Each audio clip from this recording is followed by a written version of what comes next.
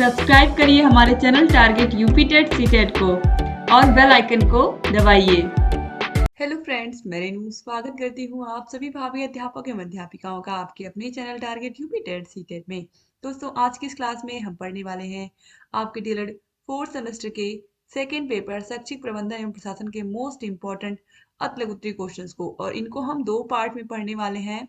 तो चलिए स्टार्ट करते हैं पहले पार्ट 1 के प्रश्नों को। ठीक है, तो पार्ट 1 को यहाँ पर हम पढ़ के खत्म करेंगे। सारे बहुविकल्पी प्रश्नों को मैं पढ़ा चुकी हूँ, आपके राजन सीरीज के भी और पवन सीरीज के भी। ये आपके पवन सीरीज के प्रश्न हैं। तो क्वेश्चन नंबर 1 से स्टार्ट करते हैं। समुदाय का अर्थ बताइए, समुदाय किसे कहते हैं? 2020 और 2022 में पूछा हुआ प्रश्न है। तो समुदाय, जिसे अंग्रेजी में हम कम्युनिटी कहते हैं, ये 2 शब्दों से मिलकर के बना है, कॉम और म्यूनिस।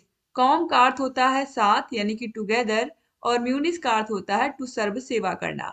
इस प्रकार कम्युनिटी शब्द का अर्थ है कि एक साथ सेवा करना, टू सर्व टुगेदर। बोगार्ट्स ने समुदाय की परिभाषा देते हुए कहा है कि समुदाय एक ऐसा सामाजिक समूह है जिसमें कुछ मात्रा में हम की भावना होती है और वह एक क्षेत्र विशेष में रहता है।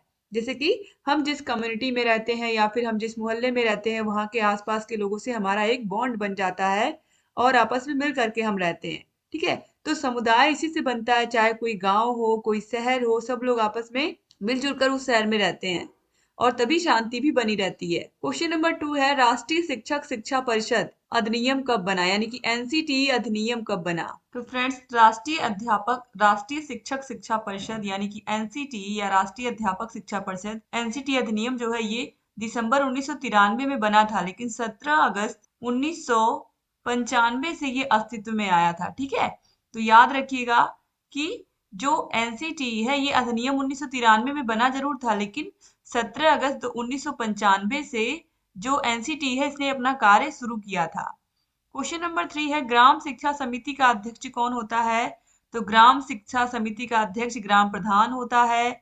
इसके अलावा जो सचिव होता है वो बेसिक स्कूल का प्रधानाध्यापक होता है, और इसमें कम से कम 3 अभिभावक होते हैं और 3 अभिभावकों में कम से कम 1 महिला का होना अनिवार्य होता है। 2022 में पूछे हुए प्रश्नों को आप देख रहे हो। क्वेश्चन नंबर 4 है, समय सारणी क्या है? तो समय सारणी वह दर्पण है जो विद्यालय के संपूर्ण शैक्षिक व्यवस्था का प्रतिबिंब प्रस्तुत करता है। कब किस क्लास में क्या पीरियड चल रहा है, यानी कि कौन सा विषय पढ़ाया जा रहा है, कब किस क्लास में किस टीचर को जाना है, ये सारी चीजें समय सारणी के अकॉर्डिंग ही तय होती हैं पहले से। क्वेश्चन नंबर 5 है, मानवीय संसाधन के अंक बताइए। तो मानवीय संसाधन में प्रधानाध्यापक, अध्यापक, छात्र और समुदाय यही आते हैं। क्वेश्चन नंबर 6 है, लॉग बुक क्या है, समझाइए। तो लॉग बुक में अधिकारियों द्वारा किए गए निरीक्षण, विद्यालय के कार्य के घंटों तथा विद्यालय में को प्रभावित करने वाली अन्य गतिविधियों का उल्लेख किया जाता है। इसे हम विद्यालय की डायरी भी कहते हैं, लॉग बुक को। स्कूल में कौन आया, कौन गया, स्कूल में काम के कितने घंटे हो रहे हैं, ये सारी बातें इसमें लिखी होती हैं। 2022 में ही पूछा हुआ प्रश्न है क्वेश्चन नंबर 7 भी, एक सफल शिक्षक के 2 गुण बताइए। तो पहला तो वह शिक्षक जो है उसका व्यक्तित्व प्रभावशाली होना चाहिए। दूसरा, शारीरिक और मानसिक रूप से जो टीचर है वो स्वस्थ हो, शारीरिक और मानसिक दोनों रूप से स्वस्थ होंगे तभी वो बच्चों को अच्छे से पढ़ा पाएंगे। शिक्षक विषय विशेषज्ञ हो, यानी कि अपने विषय में वो निपुण हो, और छात्रों के हितैषी हो या छात्रों के साथ मित्रवत व्यवहार करते हो, और छात्रों को नेतृत्व प्रदान करना, यानी कि बच्चों के अंदर नेतृत्व करने की क्षमता प्रदान करना, ये सब एक कुशल शिक्षक या एक सफल शिक्षक के गुण होते हैं। क्वेश्चन नंबर 8 पे आते हैं, टीएलएम का पूरा नाम। तो टीचिंग लर्निंग मटेरियल, यही होता है टीएलएम का पूरा नाम। क्वेश्चन नंबर 9 है, विद्यालय प्रबंधन से आप क्या समझते हैं? तो विद्यालय प्रबंधन मुख्य रूप से किसी विशिष्ट उद्देश्य के लिए प्रयासों को नियोजित, समन्वित और अभिप्रेरित एवं नियंत्रित करने की कला है। ये जेम्स लुंडे का कथन है, 2022 में ही पूछा हुआ प्रश्न है। क्वेश्चन नंबर 10, पर्यवेक्षण को परिभाषित करिए। तो पर्यवेक्षण संस्थाओं के सुधार के लिए एक नियोजित कार्यक्रम होता है, और ये किसने कहा है? एडम्स और डिकी ने कहा। जैसे कि अभी विद्यालयों में एआरपी लोग आते हैं, तो एआरपी क्या करते हैं? एआरपी आते हैं और वो पर्यवेक्षण करके जाते हैं, और वो बता करके ही विद्यालय में आते हैं कि हम आपके विद्यालय पर आ रहे हैं। क्वेश्चन नंबर 11 है, राज्य परियोजना कार्यालय कहाँ स्थित है? तो ये लखनऊ में स्थित है। ये बहुत इंपॉर्टेंट प्रश्न है। क्वेश्चन नंबर 12 है, राज्य विज्ञान संस्थान कहाँ है? तो ये प्रयागराज में है। क्वेश्चन नंबर 13 पे आते हैं, विद्यालय प्रबंध समिति में सदस्यों की संख्या कितनी होती है? यहाँ पर देखिए, विद्यालय प्रबंध समिति की बात हो रही है, एसएमसी की बात हो रही है। एसएमसी में टोटल 15 सदस्य होते हैं। इसमें अध्यक्ष होते हैं, इसके अलावा इसमें बहुत सारे सदस्य होते हैं। क्वेश्चन नंबर 14 है, दो प्राकृतिक आपदाओं के नाम लिखिए। तो भूकंप है, बाढ़ है, ज्वालामुखी है, भूस्खलन है। ठीक है, क्वेश्चन नंबर 15 पे आते हैं, सूचना एवं अभिलेखों का विद्यालय प्रबंधन में स्थान बताइए। तो सूचना एवं अभिलेखों का विद्यालय प्रबंधन में महत्वपूर्ण स्थान होता है। प्राप्त सूचनाओं में लिखित रूप में रखना अभिलेख कहला। प्राप्त सूचनाओं को हम जो लिखित रूप में रखते हैं उसे अभिलेख कहते हैं। अभिलेखों द्वारा संबंधित व्यक्तियों को विभिन्न प्रकार की सूचनाएं दी जाती हैं, अतः सूचना एवं अभिलेख एक दूसरे के पूरक होते हैं। क्वेश्चन नंबर 16 पे आते हैं, शैक्षिक प्रबंधन से आप क्या समझते हैं। तो शैक्षिक प्रबंधन से आशय कि कक्षा कक्ष प्रबंधन, शिक्षण अधिगम सामग्री प्रबंधन, लर्निंग कॉर्नर एवं पुस्तकालय प्रबंधन, पाठ्य पुस्तकें, कार्य पुस्तिकाएं, शिक्षक संदर्शिकाएं, शब्दकोश का प्रयोग एवं प्रबंधन इत्यादि से है। ठीक है, तो शैक्षिक प्रबंधन में क्या क्या आता है। कक्षा कक्ष का प्रबंधन यानी कि कक्षा में कैसे बच्चे बैठे हुए हैं, किस प्रकार से कक्षा में कहाँ पर क्या चीज रखी होनी चाहिए।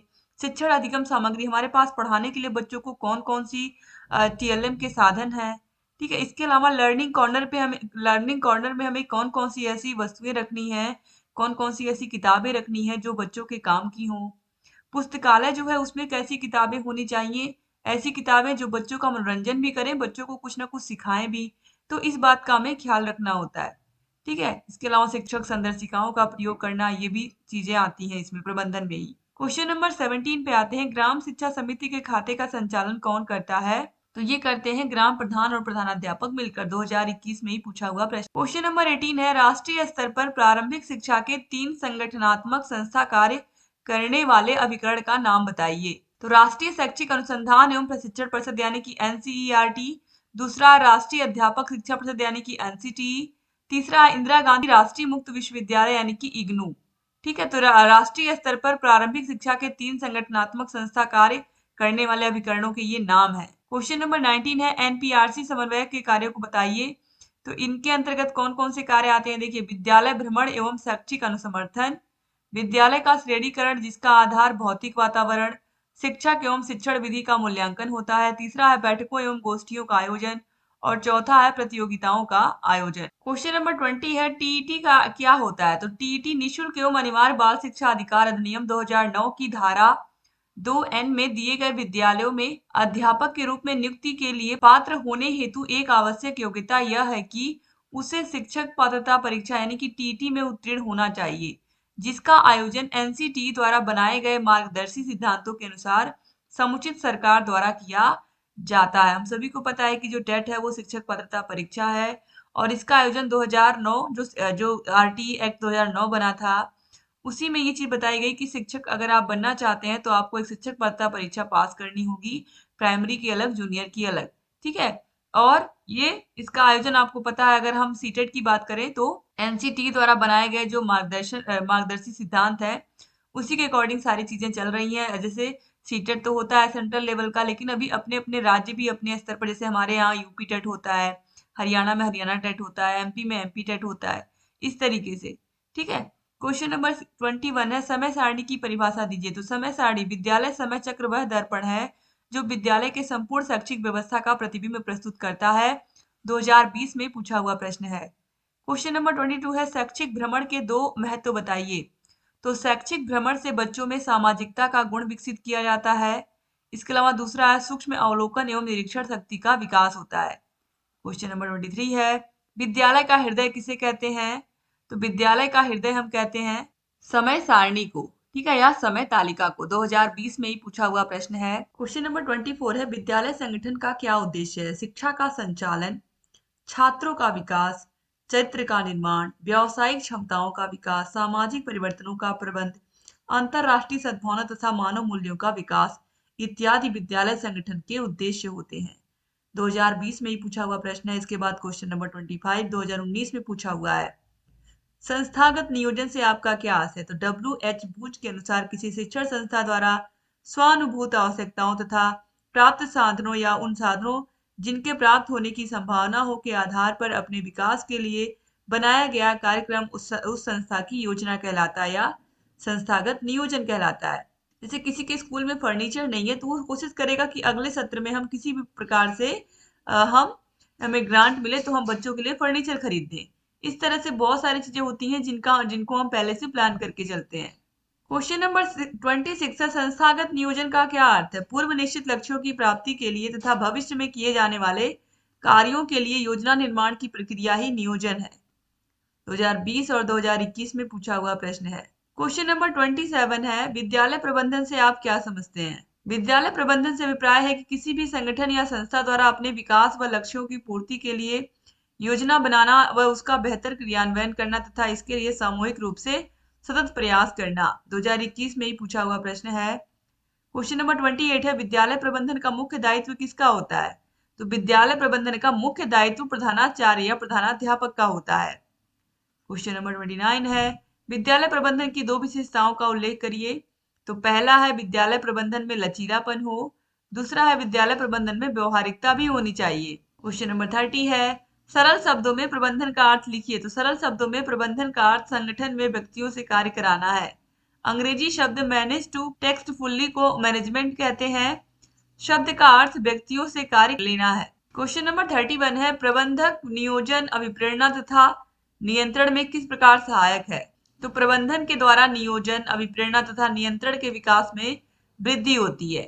प्रदानकर्ता कुशल प्रबंधन के द्वारा इन सभी तत्वों को मजबूत करके संस्था को लाभ पहुंचाने में सहायक सिद्ध हो सकता है। क्वेश्चन नंबर 32 है, छात्रावास के संचालन के लिए यानी कि जो बच्चों के लिए हॉस्टल बने होते हैं उनके संचालन के लिए विभिन्न समितियां कौन कौन सी गठित होनी चाहिए? तो देखिए दोस्तों, यहाँ पर पहले है भोजन समिति, मेस कम्युनिटी, दूसरा है सफाई समिति, इसके बाद तीसरा है अनुशासन समिति, चौथा है खेल समिति और पांचवा है सांस्कृतिक कार्यक्रम समिति। सभी टीचर्स को अलग अलग जिम्मेदारी दी जाती है ताकि बच्चों का सारा जितना भी चीजें होती हैं सब अच्छे से विद्यालय में हो पाए। क्वेश्चन नंबर 33 है, विद्यालय में खेल का मैदान क्यों आवश्यक है? तो विद्यालय में खेल का मैदान बहुत महत्वपूर्ण है क्योंकि बच्चे जब खेलते हैं तो उनकी शारीरिक व्यायाम तो होता ही है लेकिन मानसिक रूप से भी वो मजबूत होते हैं। तो क्रिकेट, हॉकी, फुटबॉल आदि खेलों को खेलने के लिए स्कूल में खेल के बड़े मैदान की आवश्यकता होती है। इसलिए स्कूल भवन का निर्माण करते समय उसमें खेल के मैदान के लिए अधिक जगह छोड़ देना चाहिए। क्वेश्चन नंबर 34 है, मानवीय संसाधनों के प्रबंधन से क्या तात्पर्य है?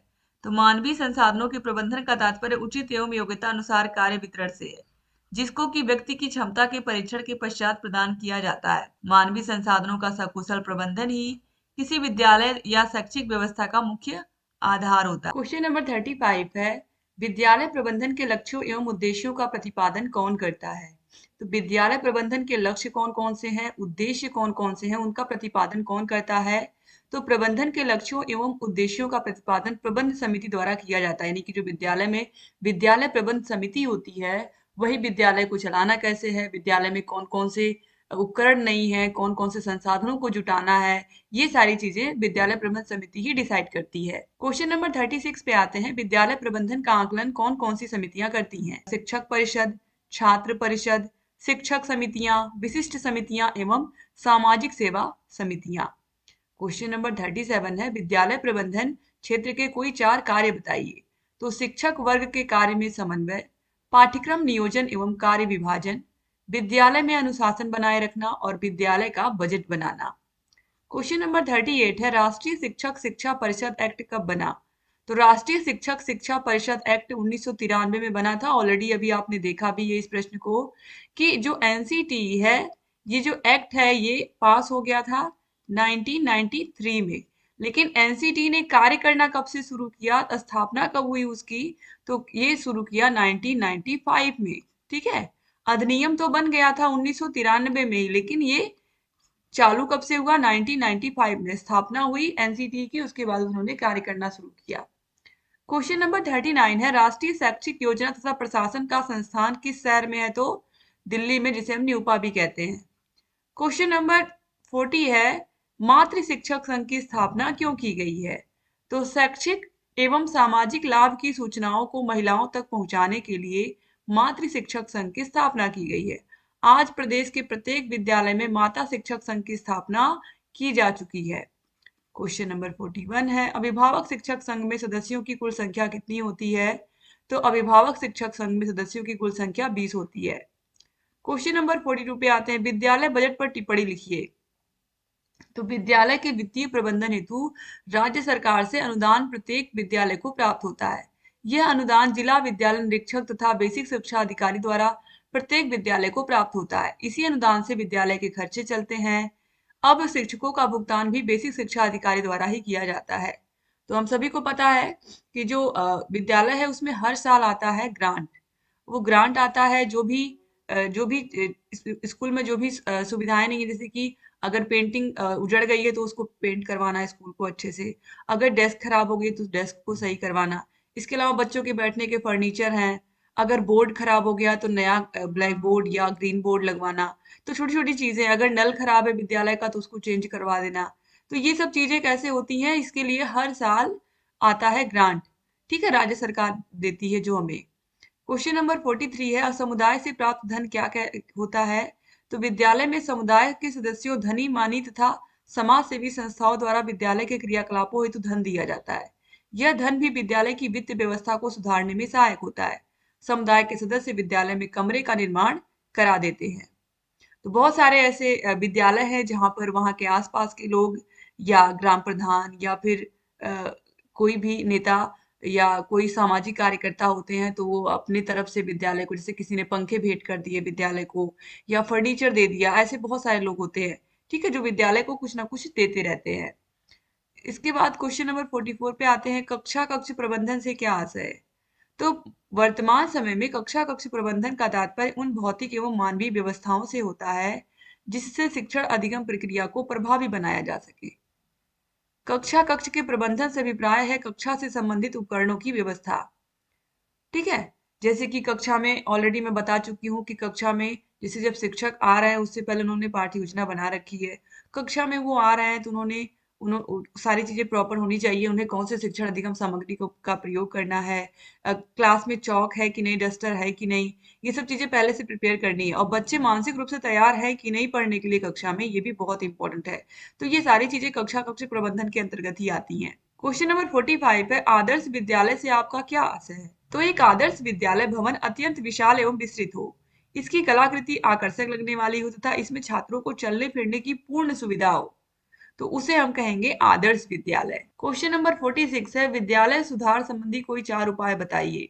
तो पुस्तकालय में फर्नीचर की व्यवस्था हो, जैसे बच्चों की जो लाइब्रेरी है पढ़ने की, अगर वहां पर सीट्स अच्छे से होंगी तो बच्चे बैठ करके पढ़ पाएंगे। बुक बैंक की स्थापना की जाए, यानी कि बच्चों के लिए बहुत पर्याप्त बुक हो वहां पर। पुस्तकालय में लाइब्रेरी कार्ड द्वारा प्रवेश दिया जाए, ये बहुत सही है, बहुत सारे स्कूलों में लाइब्रेरी कार्ड या बनता है। या फिर अभी अभी इस समय आप देखिए बहुत सारे ऐसे बच्चे हैं जो लाइब्रेरी ज्वाइन कर लेते हैं, तो वहां पर भी एक कार्ड बना करके वो देते हैं। विद्यालय समय सारणी में पुस्तकालय कालांश निर्धारित हो। क्वेश्चन नंबर 47 है, खेल का क्या महत्व है। छात्रों के स्वास्थ्य एवं आंतरिक प्रवृत्तियों की अभिव्यक्ति एवं विकास की दृष्टि से खेल का विशेष महत्व है। क्वेश्चन नंबर 48 है, एनपीआरसी का प्रमुख कौन होता है। तो एनपीआरसी का प्रमुख संकुल प्रभारी होता है। क्वेश्चन नंबर 49 है, समय तालिका एक साधन है या साध्य बताइए।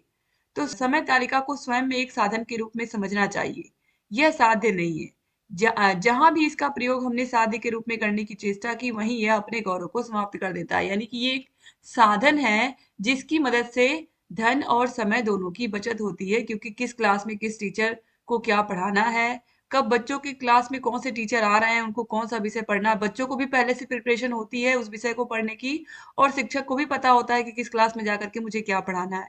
तो इस तरीके से समय तालिका जो होती है, विद्यालय की समय सारणी जो होती है, ये एक साधन है। क्वेश्चन नंबर 50 पे आते हैं, समय सारणी क्या है।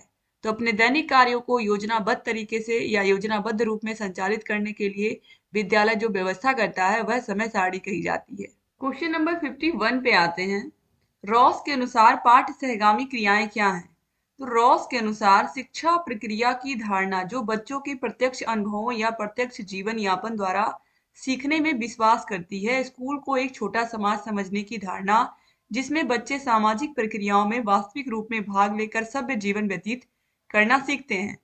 इन आदर्शों की प्राप्ति हेतु विद्यार्थियों की स्वैच्छिक क्रियाओं का मार्गदर्शन किया जाना चाहिए। दोस्तों ये बहुत बहुत ही अच्छी चीज है कि विद्यालय में ऐसी प्रक्रिया हो, जैसे जैसे यहाँ पर रॉस ने कहा है कि बच्चे जैसे एक एक विद्यालय में अलग अलग धर्म के, जातियों के बच्चे आते हैं, ठीक है, लेकिन किसी में किसी प्रकार का कोई भेदभाव नहीं होता है विद्यालय में।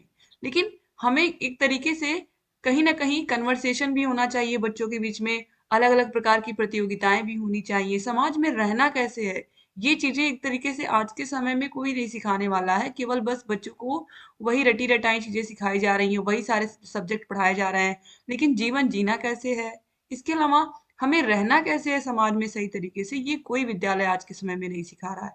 और सबसे अधिक जरूरत इसी चीज की है आज के समय में, अगर देखा जाए तो। ठीक है, तो ये सब चीजें भी विद्यालय को करना चाहिए, जिससे कि हमारा जो समाज है वो एक आदर्श समाज बने और हम एक अच्छे नागरिक बने। आगे बढ़ते हैं क्वेश्चन नंबर 52 पर। यहाँ पर देखिए क्वेश्चन नंबर 50 2020 में पूछा हुआ है। तो आप यहाँ पर जितने भी क्वेश्चंस को पढ़ रहे हो कभी ना कभी पूछे हुए ही हैं। माध्यमिक शिक्षा आयोग के अनुसार पाठ्य सहगामी क्रियाओं की आवश्यकता बताइए। तो अगर कक्षा में बच्चा आता है, उसको हमने हिंदी पढ़ाई, इंग्लिश पढ़ाई, मैथ्स पढ़ाया, सोशल साइंस पढ़ाया, ठीक है, संस्कृत पढ़ाई, एक समय ऐसा आएगा लगातार पढ़ते पढ़ते पढ़ते पढ़ते बच्चा बोर हो जाएगा। ठीक है, तब उसे कुछ इंटरेस्टिंग चाहिए। तो हम क्या करेंगे, हम बच्चों को जो जिन बच्चों को खेल पसंद है उनको हम बोलेंगे जा करके आप खेल सकते हो। ठीक है, जिनको म्यूजिक पसंद है वो जा करके अपना कुछ, वो बच्चे अपना कुछ गाना बजाना या फिर जा करके म्यूजिक की क्लास ले सकते हैं। ऐसे बच्चे जिनको इंडोर गेम्स में इंटरेस्ट है, जैसे बहुत सारे बच्चे होते हैं जिनको लूडो खेलना पसंद है या कैरम खेलना पसंद है, तो उन बच्चों को वो भी खेलने का चांस दिया जाए। ठीक है, तो इस तरीके से जब बच्चों को पढ़ाई के साथ साथ अन्य चीजें भी हम करवाएंगे, अन्य क्रियाकलाप भी करवाएंगे, तो बच्चों का जो इंटरेस्ट है वो पढ़ाई में भी बना रहेगा और वो अपने पसंद की चीजें करने को पाएंगे, तो वो अंदर से खुश भी रहेंगे और ये बहुत जरूरी है। तो माध्यमिक शिक्षा आयोग के अनुसार स्वच्छ, आनंदप्रद तथा व्यवस्थित स्कूल भवन मिल जाने के पश्चात हम चाहेंगे कि स्कूल में विविध प्रकार की समृद्ध क्रियाओं का आयोजन हो जो विद्यार्थियों की विकास संबंधी आवश्यकताओं को पूरा कर सके। उसमें मनोरंजक कार्य हो, जैसे कि हॉबीज, क्रियाओं, ऑक्यूपेशंस तथा योजनाओं यानी कि प्रोजेक्ट्स की व्यवस्था करनी होगी जो बच्चों को प्रभावित करें और उनकी विभिन्न रुचियों को विकसित करें। तो ये बहुत इंपॉर्टेंट है कि बच्चों को हर तरीके से, हमें अगर तरीके से जब उनका हमें सर्वांगीण विकास करना है तो इन सभी बातों का हमें ख्याल रखना होगा। क्वेश्चन नंबर 53 पर आते हैं। स्वास्थ्य के संबंध में विवेकानंद ने क्या कहा है? तो देखिए, विवेकानंद के अनुसार आज भारत को भगवत गीता की नहीं वरन फुटबॉल के मैदान की आवश्यकता है। ये विवेकानंद का कथन है और कभी कभी पूछ भी लेता है ये कथन किसका है। क्वेश्चन नंबर 54 पे आते हैं। ग्राम शिक्षा समिति का अध्यक्ष कौन होता है? मैंने आप लोग को बार बार बताया है, बहुविकल्पी प्रश्न अगर आप पढ़ चुके हो तो आपको इसका आंसर याद हो गया होगा कि ग्राम शिक्षा समिति का अध्यक्ष ग्राम प्रधान होता है। ग्राम शिक्षा समिति का जो सचिव होता है वो विद्यालय का प्रधानाध्यापक होता है। ग्राम शिक्षा समिति में 3 अभिभावक होते हैं जिसमें से एक महिला का होना अनिवार्य है। क्वेश्चन नंबर 55 है। शैक्षिक उपकरणों के अंतर्गत क्या क्या सामग्रियां आती हैं? तो शैक्षिक उपकरणों में, शिक्षा संबंधी उपकरणों में श्यामपट्ट है यानी कि ब्लैक बोर्ड है, चार्ट है, मॉडल, मानचित्र, रेखा चित्र, आकृतियां, ग्राफ तथा विज्ञान शिक्षण सामग्री, ये सब आते हैं। क्वेश्चन नंबर 56 पे आते हैं। पेयजल व्यवस्था से क्या अभिप्राय है? विद्यालय में पेयजल की व्यवस्था वातावरण के अनुकूल होनी चाहिए। पीने के पानी की व्यवस्था स्वच्छ स्थान पर हो अर्थात शौचालय के आसपास होनी चाहिए। क्वेश्चन नंबर 57 है। मानवीय साधन के अंग बताइए। तो मानवीय संसाधन में प्रधानाध्यापक, शिक्षक, छात्र एवं समुदाय आते हैं, इसको आप लोग याद कर लीजिए। क्वेश्चन नंबर 58 पे आते हैं। मानवीय संसाधन के प्रबंधन की कोई 2 विशेषताएं लिखिए। तो मानवीय संसाधनों का प्रबंधन एक उत्तम शिक्षा व्यवस्था के लिए अति आवश्यक माना गया है। मानवीय संसाधन के प्रबंधन से विद्यालय में सुधार होता है क्योंकि प्रत्येक व्यक्ति निर्धारित कार्य में निष्ठा के साथ संलग्न रहता है। दोस्तों, अगर हमने कोई बिल्डिंग बना दी, वो बिल्डिंग विद्यालय का रूप कब लेगी? जब उसमें प्रधानाध्यापक होंगे, शिक्षक होंगे, बच्चे होंगे। सबसे पहले बच्चे होने चाहिए विद्यालय में, तभी शिक्षकों की जरूरत है और तभी उनको मैनेज करने के लिए प्रबंधन यानी कि प्रधानाध्यापक की भी जरूरत है। तो इसीलिए बहुत जरूरी है कि जो मानवीय संसाधन है, सारी चीजें इन्हीं के अकॉर्डिंग घूम रही हैं विद्यालय में, तो सबसे महत्वपूर्ण तो मानवीय संसाधन ही है। तो इसीलिए उत्तम शिक्षा व्यवस्था तभी हो पाएगी जब हम मानवीय संसाधनों का सही प्रकार से उपयोग करेंगे। क्वेश्चन नंबर 59 है। विद्यालय प्रबंध समिति में महिलाओं का परसेंटेज कितना होता है? तो कम से कम 15% महिलाएं जरूर होनी चाहिए विद्यालय प्रबंध समिति में, एसएमसी में। क्वेश्चन नंबर 60 पे आते हैं। वाद विवाद व भाषण से क्या लाभ होता है? तो मैग्नोन के अनुसार बौद्धिक रुचियों एवं योग्यताओं, अभिव्यक्ति प्रवाह, चिंतन, अस्पष्ट चिंतन, आधुनिक जीवन की महत्वपूर्ण बातों के प्रति प्रशंसात्मक दृष्टिकोण, आत्मनिर्भरता, आत्मविश्वास, संतुलन तथा अन्य वांछनीय गुणों के विकास हेतु वाद विवाद व भाषण के समान कोई क्रिया नहीं। क्वेश्चन नंबर 61 है, राष्ट्रीय पर्व कौन कौन से हैं? तो गणतंत्र दिवस, स्वतंत्रता दिवस, गांधी जयंती, ये सब हमारे राष्ट्रीय पर्व हैं। क्वेश्चन नंबर 62 है, सूचना एवं अभिलेखों का विद्यालय प्रबंध में स्थान बताइए। तो सूचना एवं अभिलेखों का विद्यालय प्रबंधन में महत्वपूर्ण स्थान होता है। प्राप्त सूचनाओं को लिखित रूप में रखना ही अभिलेख कहलाता है। अभिलेखों के द्वारा संबंधित व्यक्तियों को विभिन्न प्रकार की सूचनाएं दी जाती हैं, अतः सूचना एवं अभिलेख एक दूसरे के पूरक होते हैं।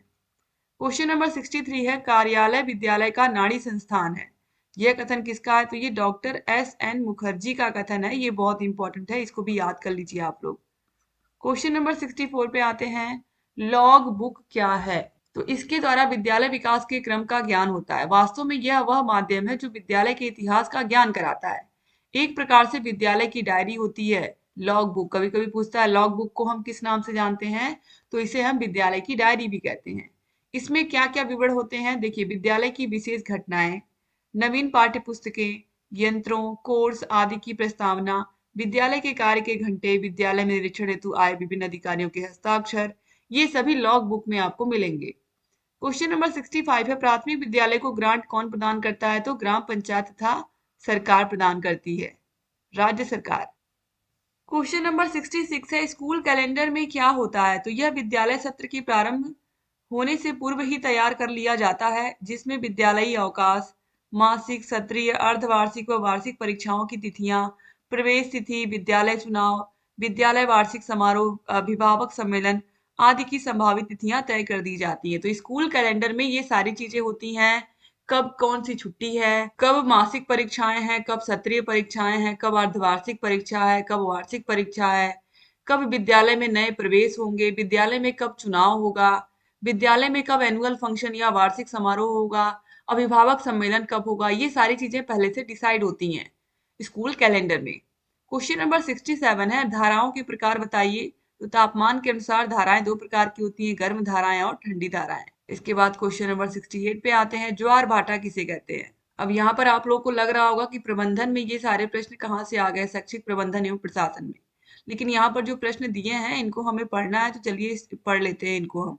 ज्वार भाटा किसे कहते हैं? तो सूर्य और चंद्रमा की गुरुत्वाकर्षण शक्ति के कारण समुद्र तटों पर 24 घंटे में 2 बार समुद्र का जल किनारे पर आगे बढ़ता है और फिर वापस लौट जाता है। इस प्रकार महासागरीय जल के ऊपर उठने को ज्वार और नीचे उतरने को भाटा कहते हैं। क्वेश्चन नंबर 69 है, ज्वार भाटा से क्या लाभ होता है? तो ज्वार भाटा से देखिए क्या लाभ है। तो पहला है, ज्वार के समय उथले बंदरगाहों की गहराई बढ़ जाती है, जिससे बड़े बड़े जलयान भी बंदरगाह तक पहुंच जाते हैं और भाटे के साथ लौट आते हैं। इस प्रकार माल ढोने वाले जलयानों द्वारा सामान एक स्थान से दूसरे स्थान तक आसानी से पहुंच जाता है। ज्वार आने के कारण समुद्र तट अनेकों प्रकार की वस्तुएं जैसे कि सीप, शंख, मोती आदि वस्तुएं किनारों पर आ जाती हैं। क्वेश्चन नंबर 70 पे आते हैं, प्राकृतिक आपदा और मानवकृत आपदा में अंतर बताइए। तो प्राकृतिक आपदाएं प्रकृति की वजह से होती हैं, प्राकृतिक शक्तियों के कारण होती हैं और इन आपदाओं का पूर्ण भविष्यवाणी एक तरीके से करना असंभव होता है। जैसे कि भूकंप हुआ, सुनामी हुआ, बादल का फटना हुआ, विस्फोट हुआ, ज्वालामुखी हुआ, इनकी हमें पहले से कोई सूचना नहीं होती है। और मानवकृत आपदाएं मानव के कुप्रबंधन अथवा दुष्कर्मों के कारण उत्पन्न होती हैं और इन आपदाओं की भविष्यवाणी और पूर्वानुमान हम कर सकते हैं। जैसे कि आग लग गई कहीं, एक तरीके से परमाणु आपदा आ गई, आतंकवादी गतिविधियां हो गई, तो ये सब प्री प्लान होती हैं। तो ये मानव द्वारा की गई होती हैं। क्वेश्चन नंबर 71 है, जनसंख्या विस्फोट किसे कहते हैं? तो जनसंख्या की अनियंत्रित वृद्धि ने देश को जनसंख्या विस्फोट के नजदीक पहुंचा दिया है, जिसके कारण सरकार द्वारा किए जा रहे मानव कल्याण के कार्य अपर्याप्त नहीं बल्कि अनुपयुक्त भी होते जा रहे हैं। अतः जब किसी देश में जनसंख्या वृद्धि अनियंत्रित हो जाए और इस वृद्धि के कारण मानव समाज का सामाजिक आर्थिक विकास प्रभावित होने लगे, तो यह स्थिति जनसंख्या विस्फोट कहलाती है। क्वेश्चन नंबर 72 है, टीएलएम ग्रांट का पूरा नाम क्या है? तो शिक्षण अधिगम सामग्री अनुदान। ठीक है, तो शिक्षण अधिगम सामग्री, जिसे टीचिंग लर्निंग मटेरियल हम कहते हैं। क्वेश्चन नंबर 73 है, शारीरिक शिक्षा से क्या अभिप्राय? तो शारीरिक शिक्षा के अंतर्गत खेलकूद, व्यायाम, योगासन, स्काउटिंग, गाइडिंग इत्यादि क्रियाओं का आयोजन विद्यालय में किया जाता है। क्वेश्चन नंबर 74 है, ग्राम शिक्षा निधि का खाता किन व्यक्तियों के हस्ताक्षर की अपेक्षा रखता है तो ग्राम शिक्षा निधि का खाता ग्राम प्रधान एवं प्रधानाध्यापक या प्रभारी के संयुक्त रूप में होता है। इस धन को दोनों के संयुक्त हस्ताक्षर के द्वारा ही बैंक से निकाला जाता है तथा दोनों की सहमति के आधार पर खर्च किया जाता है। क्वेश्चन नंबर 75, प्रधानाध्यापक के मुख्य दायित्व बताइए। तो मुख्य अध्यापक के प्रमुख दायित्वों की अगर हम बात करें तो योजना बनाना, उसका परिनिरीक्षण करना, उस शिक्षण प्रक्रिया को विद्यालय में देखना, बच्चों का पथ प्रदर्शन करना, पाठ्य पुस्तकों का चयन, पाठ्यक्रम सहगामी क्रियाओं का आयोजन, विद्यालय में प्रतियोगिताओं का आयोजन करवाना, संपर्क कर्तव्य, मूल्यांकन बच्चों का करवाना, ये सब होते हैं प्रधानाध्यापक के मुख्य दायित्व। और दोस्तों इस तरीके से आप लोगों ने टोटल 75 क्वेश्चंस को पार्ट 1 में कंप्लीट कर लिया। पार्ट 2 को हम देखेंगे अगली क्लास में। दोस्तों यहाँ पर आप देखिए हमारा कॉन्टेक्ट नंबर दिया हुआ है। अगर आपको आठों विषयों के हाथों से लिखे हुए नोट्स चाहिए, सारे विषयों की क्लासेस चाहिए, सारे विषयों की मास्टर क्लासेस चाहिए, सारे विषयों के चैप्टर वाइज टेस्ट चाहिए, सारे विषयों के प्रीवियस क्वेश्चन पेपर्स चाहिए, तो ये सब आपको मिल जाते हैं हमारे ऐप में। ऐप का नाम है अस्तित्व अकेडमी। ऐप की लिंक आपको मिल जाएगी डिस्क्रिप्शन बॉक्स और कमेंट बॉक्स में। तो सारे विषयों की को देखते रहिए और जहाँ कहीं कोई भी डाउट है हमसे पूछते रहिए और चैनल से बने रहिए ताकि जो भी नई वीडियोस हम बनाते हैं उसका नोटिफिकेशन आपके पास समय से जाए और आप बिना मिस किए सारे के सारे वीडियोस को देखते रहें। अगर चैनल को सब्सक्राइब नहीं किया तो प्लीज़ सब्सक्राइब कर दीजिए। थैंक यू सो मच दोस्तों। जय हिंद।